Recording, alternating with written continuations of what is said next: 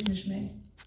Thar níos mo chuid fearí ó súile le tean cuil agus curs buí dé ón Neardín ina neád. Nuair a bhí an gealach garchach sa spéir dalíos, is thug mo chuid hanamh.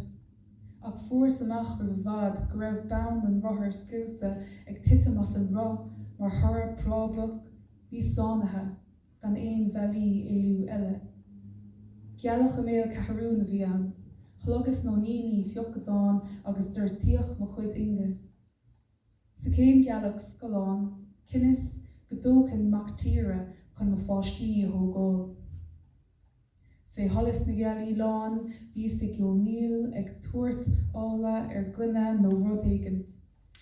Ní raibh dada le feiceáil áfach, agus déchas ar fictúr a thar solar higus grá i gceart. Fadas a bhí in gealach ina catharú dhearnach, bhíos le bandia gealaí. Gial le sciúil agam, gan níos mo chuid fiach le ar cracin